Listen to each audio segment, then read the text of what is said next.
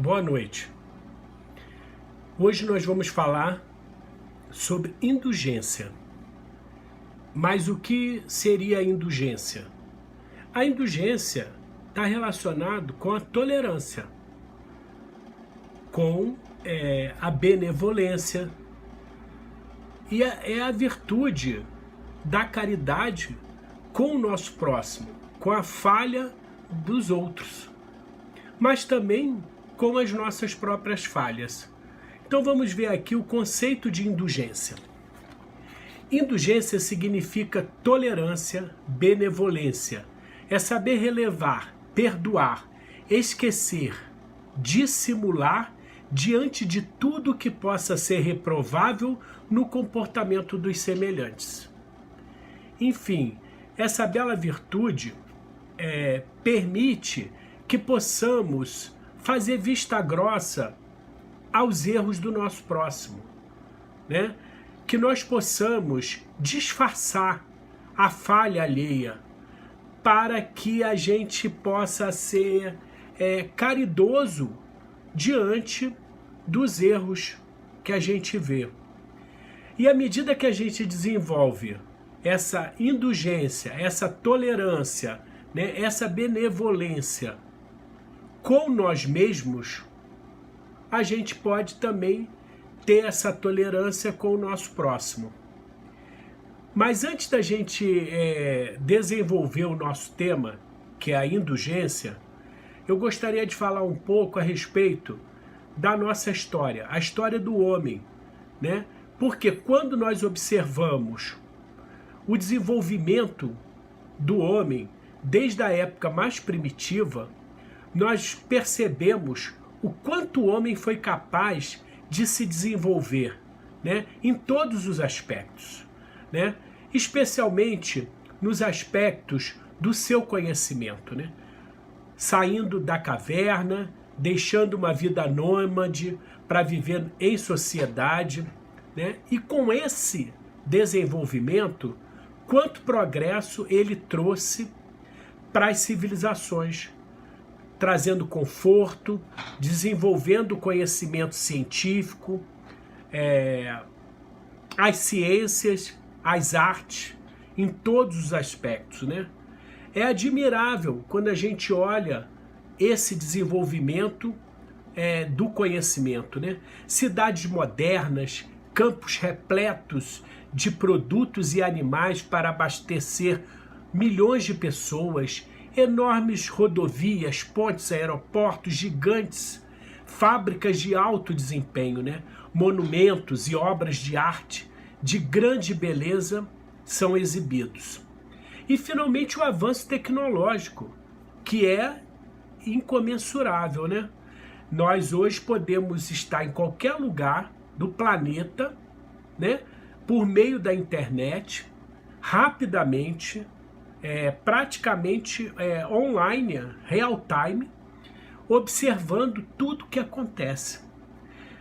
Nós parecemos mesmo deuses, né? Quando olhamos toda essa manifestação científica do homem, né? Entretanto, em contrapartida, a gente também fica admirado diante de tanta guerra e de tanta violência e de tanta destruição que permeou toda essa história, né? Não há um período da história sem guerra, sem opressão e sem injustiça, né?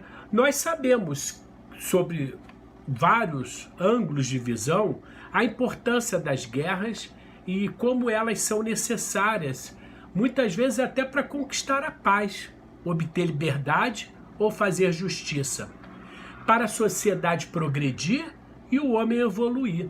Se nós observarmos a questão 742 do Livro dos Espíritas, nós podemos encontrar lá as causas que levam o homem à guerra. Mas certamente sabemos que fomos vítimas também da nossa ignorância, e especialmente da nossa intolerância. Foi a intolerância que mais contribuiu na eclosão dos embates de maior vulto da história da humanidade. temos como exemplo dos dois maiores massacres da nossa história recente, os holocaustos armênicos e judeus. Para que a gente tenha uma ideia, nesse holocausto da Armênia, que ocorreu em 1915 a 1923, né, em seguida da Primeira Guerra Mundial, o genocídio foi realizado durante esse pós-guerra, né? E foi executado em duas fases. Houve uma matança da população masculina através de massacres e sujeição de recrutas do exército para o trabalho forçado, seguido da deportação de mulheres e crianças e idosos, né? Enfermos em marcha para a morte, que levaram ao deserto sírio. Conforme os historiadores, mais de 1,5 milhão de armênios foram mortos na Armênia Oriental. Nós também temos o exemplo do Holocausto Judeu. Na década de 1930, com a chegada do poder de Adolf Hitler, que cativou a população germânica com discursos calorosos que fizeram acreditar que um dos fatores da depressão da Alemanha se devia à importância econômica dos judeus. Então, em 1939, seu governo invadiu a Polônia, dando origem à Segunda Guerra Mundial. Mais de 1,5 milhão de crianças, 2 milhões de mulheres, 3 milhões de homens judeus morreram durante esse período. O total aproximado é de 6 milhões de judeus mortos nessa guerra. Sem falar em Mao Tse-tung, que matou 70 milhões, e Stalin, 25 milhões. Tudo isso provocado pela nossa ignorância, pela nossa intolerância, né? E também temos o exemplo da Inquisição no passado, né? Lá na Idade Média, no século XVIII, dirigida pela Igreja Católica Romana, onde era composto por tribunais que julgavam todos considerados uma ameaça à doutrina. Nessa época, aproximadamente 150 mil pessoas foram aos tribunais dos inquisitores ao longo de sua história, das quais cerca de 3 mil foram assassinadas, às custas também da nossa intolerância. Tem também a Guerra dos 30 Anos na Europa. Na época, em 1618, né, morreram aproximadamente 3 a 9 milhões de pessoas.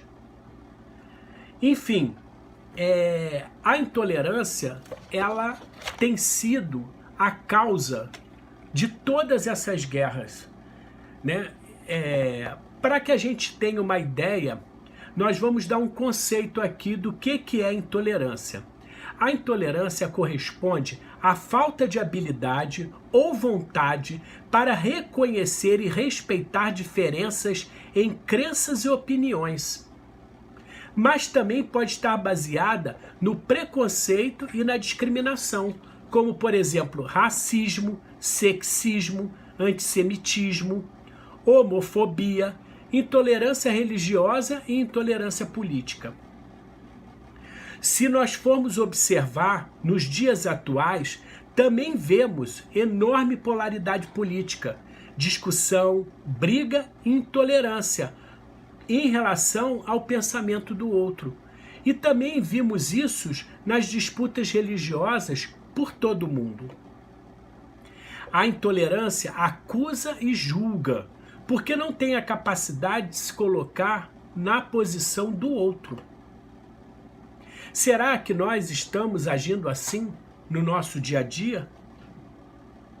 Na verdade, a intolerância, ela nasce do medo. O medo que a pessoa tem do que é diferente. E diante desse medo, a pessoa tende a querer fugir dele. E a forma de fugir ou evitar isso tem várias maneiras, né? Ele quer sair daquela zona de perigo, né? Então esse comportamento ele pode se tornar muito negativo. E dependendo da forma como ele se manifesta, ele pode assumir proporções muito grandes, principalmente se tiver caráter violento e criminoso. Por isso, nós precisamos ficar atentos e observar se estamos sendo intolerantes nas pequenas atitudes do nosso dia a dia, conosco em primeiro lugar. Será que nós estamos sendo intolerantes conosco? Eu, por exemplo, tive uma certa dificuldade de fazer esse vídeo porque eu não estava tendo a indulgência necessária comigo mesmo. Porque eu estava sendo crítico demais comigo, pensando na repercussão ou na dificuldade, o que as pessoas iriam falar e julgar. E foi a partir desse próprio estudo que eu me enchi de coragem, né, em primeiro lugar, mas de tolerância para comigo. E nós precisamos ver se nós estamos sendo tolerantes primeiramente conosco mesmo, né? E depois dentro da nossa família, com os nossos colegas de trabalho, no nosso grupo espírita. Como é que é a nossa atitude? Como é que é o nosso olhar?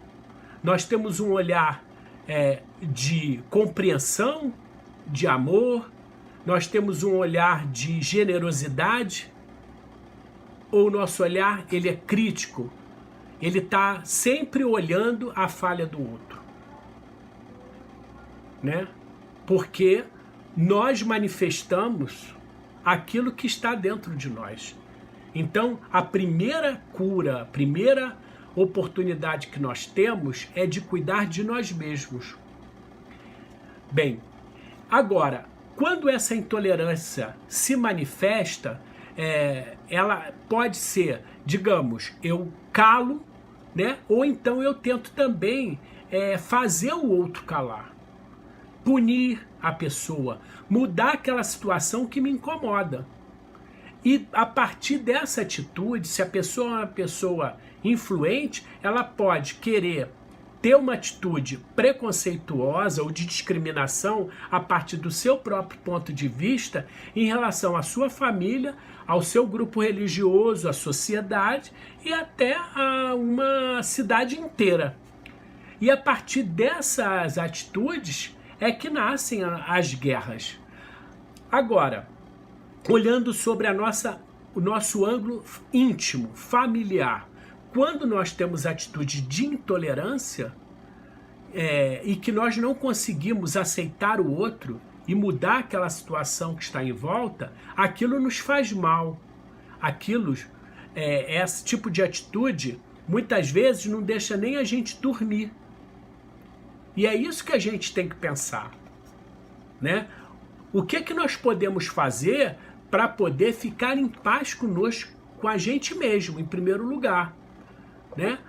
A nossa atitude deve ser o quê? De aceitação, de compreensão, de ver que o outro, se colocar no lugar do outro, ver como é que o outro está sentindo aquela situação. Então, esse tipo de atitude e de reflexão é que precisa ser feita. Então, nós precisamos ser indulgentes. E o que é indulgência mesmo? Só para lembrar, indulgência significa tolerância, benevolência. É saber perdoar, esquecer, dissimular, diante de tudo que possa ser reprovável no comportamento do semelhante. E como é que a gente pode desenvolver a indulgência? Primeiramente, é quando nós tomamos consciência da necessidade de parar de perceber o argueiro no olho do nosso irmão, sem olhar a trave que cega a nós mesmos e nos faz caminhar de queda em queda. Então, a consciência é a primeira coisa. A outra questão é quando eu critico, que dedução deve ser tirada das minhas palavras? Por que será que eu critiquei? Houve uma intenção útil? Porque para que a gente faça alguma crítica, é preciso que haja uma intenção de sermos útil. E quando passarei no julgamento o meu próprio coração, os meus pensamentos e os meus atos, sem me ocupar do que fazem os meus irmãos. Então, a gente ter, em primeiro lugar, o olhar crítico a nós mesmos, às nossas atitudes. Enfim, de uma maneira geral, a indulgência e a intolerância se opõem e nós temos que fazer uma opção. E a opção será a de olhar para dentro de nós mesmos e buscar através do Evangelho, né, das palavras de Jesus, dos ensinamentos, o caminho para desenvolvermos essa virtude, ou o caminho vai ser o inverso, que é viver em guerra primeiramente com nós mesmos, com aqueles que estão em volta da gente, né, e com os nossos irmãos. Para que a gente possa iluminar esse estudo, essa percepção, eu trouxe aqui o Evangelho de Mateus, no parágrafo 5, versículo de 1 a 12, que fala sobre as bem-aventuranças.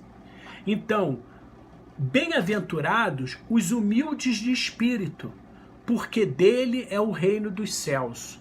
Então, sem humildade, nós não vamos fazer nenhum movimento de tolerância, de harmonização para vivermos em paz. E Jesus promete aos humildes de espírito o reino dos céus.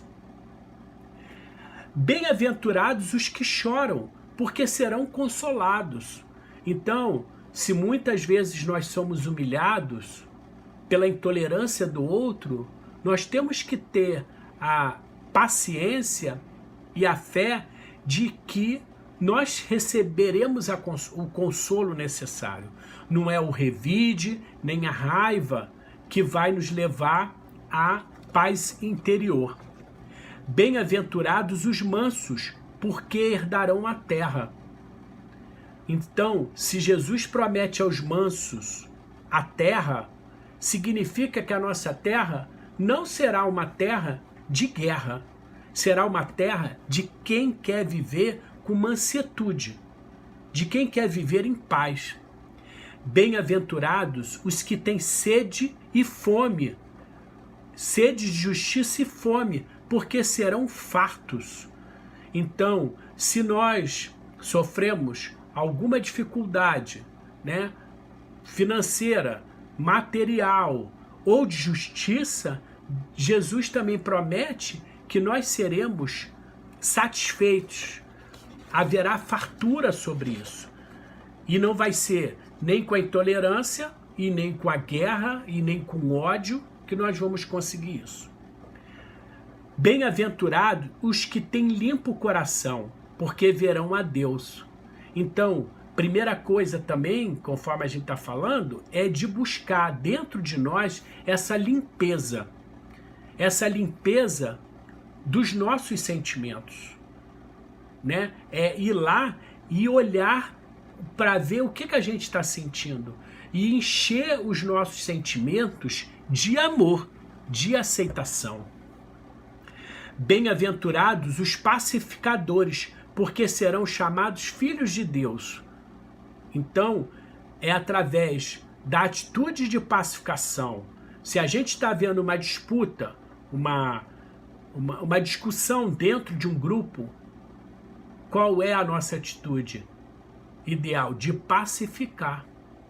A nossa atitude deve ser de buscar o entendimento, né? E não aumentar ainda mais a discórdia. Bem-aventurados os perseguidos por causa da justiça, porque deles é o reino dos céus. Então, a mesma coisa aqui está se falando em relação à justiça, né? Porque muitos são perseguidos injustamente. Então, essas pessoas, segundo a promessa de Jesus, né? Eles terão o reino dos céus. Ainda em Mateus, mas agora no versículo 43, que fala do amor ao próximo, é importante lembrar o seguinte, ele fala aqui, ó, ouvistes o que foi dito, amarás o teu próximo e também o vosso inimigo, e orai pelo que vos perseguem. O ensinamento está aqui. Se nós temos que amar o nosso próximo, né, e também o nosso inimigo, nós nunca viveremos em guerra. Nós não teremos a intolerância que nos leva a toda a angústia e desentendimento da nossa sociedade. Porque o amor é o caminho que permitirá à humanidade viver em paz com alegria. Então, essa é a palavra do Senhor. Em Mateus 6, no versículo 21, ele fala sobre os tesouros no céu. Onde está o teu tesouro? Aí estará também o teu coração. E eu pergunto, onde é que está o teu tesouro? O que é que tem valor para você? Aí estará o teu coração. Então, nós temos que nos perguntar, porque nós não podemos viver essa vida sem pensar que nós vivemos uma dualidade. O nosso corpo físico e o nosso corpo espiritual. E nós não podemos viver a nossa vida só para o nosso corpo físico, material. A matéria é necessária, mas nós vivemos, de fato, a vida verdadeira é espiritual. Então nós temos que trabalhar, viver, olhando essa parte e verificando quais são os valores espirituais que nós estamos aqui para desenvolver.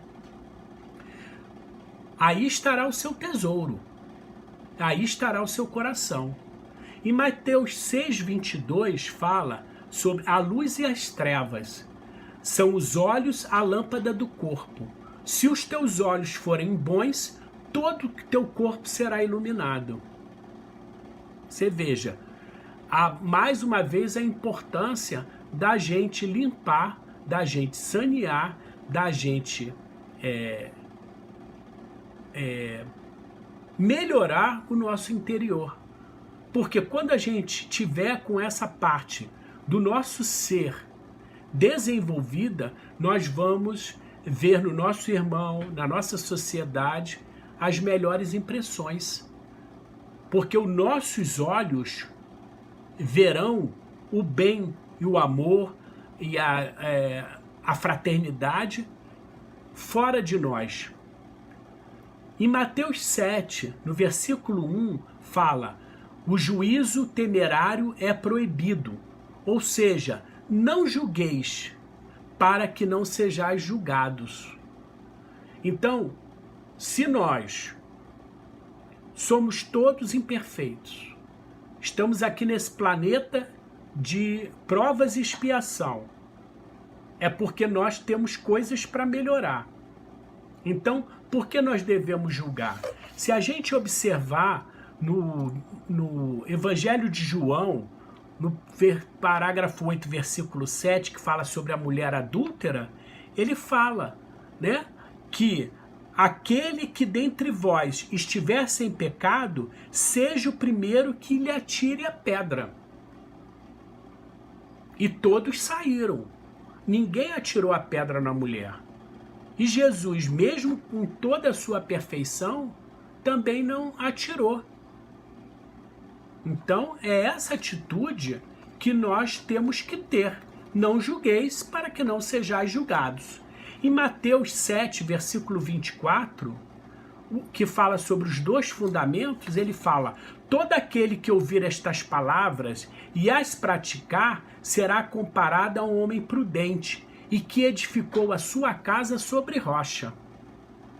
Então, nós temos que olhar e viver o Evangelho.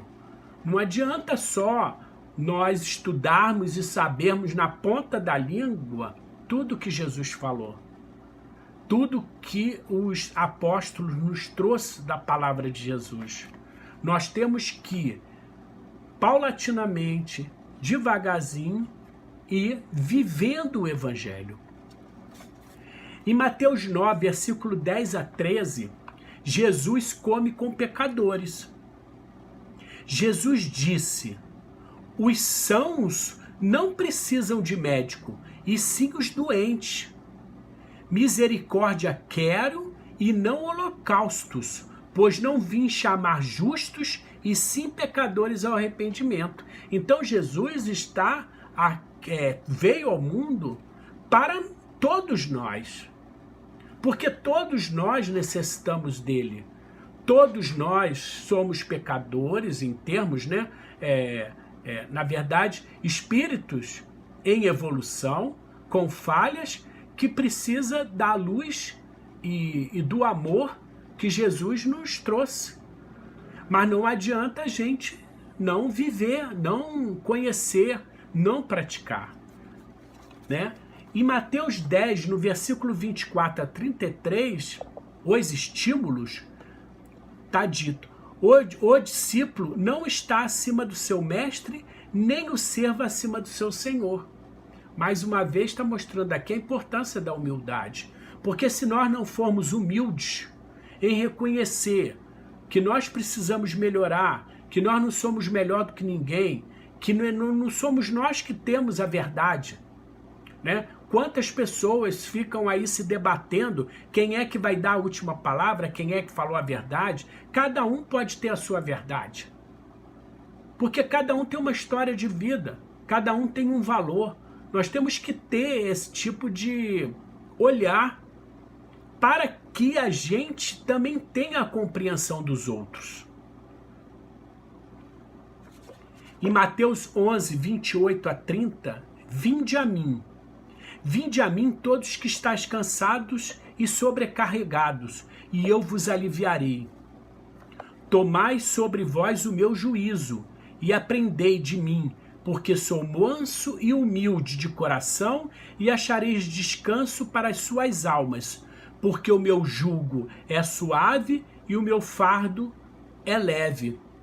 Então Jesus, mais uma vez, sendo um ser de luz perfeito, ele se coloca com humildade, né? Abrindo seus braços a todos nós, né? E falando que o jugo dele é leve e suave. Então, por que nós, com todos os nossos defeitos, é que seremos intolerantes? Nós temos que buscar em nós cada vez mais a indulgência. E para concluir, nós temos as instruções dos Espíritos, que diz: perdoa, usai de indulgência, sede caridosos, generosos, pródigo mesmo de vosso amor. Dai, porque o Senhor vos restituirá. Perdoai, porque o Senhor vos perdoará. Abaixai-vos, porque o Senhor vos elevará. Feliz aquele que pode cada noite adormecer dizendo: nada tenho contra o meu próximo. Simeão, Bordeaux, 1866. Meus irmãos, essa é a mensagem de indulgência que eu tinha para trazer para vocês, e eu espero que possa fazer cada um a sua reflexão e ajudar um pouquinho nessa luz que é a luz de Jesus, que ele nos traz para a nossa reflexão e nosso aprimoramento. Boa noite, fiquem em paz.